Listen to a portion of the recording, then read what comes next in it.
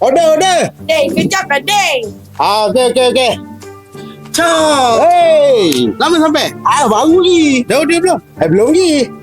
Saya. Aku dah panggil dah. Kejap lagi dia datang. Dah panggil dah? Dah panggil dah. Okey. Sekejap. Ha. Tapi aneh tu macam kulu kelo tak buat apa. Kau panggil lah. Kau tak percaya yang aku dah panggil? Bukan tak percaya. Cuma macam tak ada apa je aneh tu aku nak. Ke kau dah mula sangsi dengan kita punya persahabatan ni? Tak adalah kita berapa lama dah kawan. Tak kalah nak sangsi kot daripada kecil lagi. Yalah, sebab tu aku dah panggil tadi. Saya panggil dah. Tapi aku risau dia tak perasan lah. Jadi aku panggil lah. Takkan dia tak perasan? Begini tadi aku angkat tangan. Begini tinggi lah. Tinggi. Kejap dia datang, sabar. Assalamualaikum brother. Ada.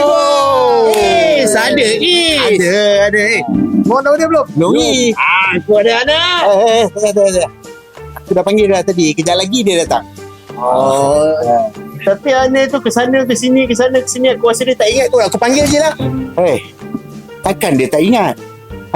Apa bezanya kau panggil dengan aku panggil? Beza. Kau panggil dia ingat? Aku panggil dia tak ingat? Sabar. Mungkin sebab dia tak perasan kot. Tadi aku cakap macam tu lah. Okey. Aku rasa kan kesana kemari dia lupa lah tu aku panggil. Takkan dia lupa kat aku.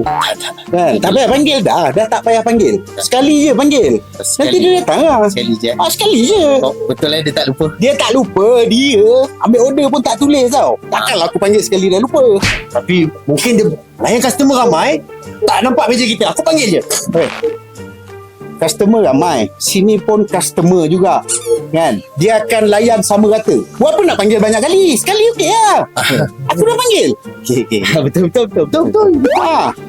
Kan? Okey kan? Okey. Mungkin meja ni je yang dia terlepas. Jadi aku nak kena Apa beza meja lain dengan meja ni? Tak ada beza. Tak ada beza kan? Tak ada. Bila aku panggil dia datang tak? Dia datang tak lagi? Datang. Dia datang. So tak boleh nak sabar. Cuma kau lapor air, kau pun lapor air. Aku kesian. Aku pun lapor air. Aku panggil je. Semua orang lapar air. Semua orang lapar air. Tapi aku dah panggil. Kau apa nak panggil banyak kali? Takkan tak boleh tunggu. Boleh. Boleh kan? Boleh. Anas!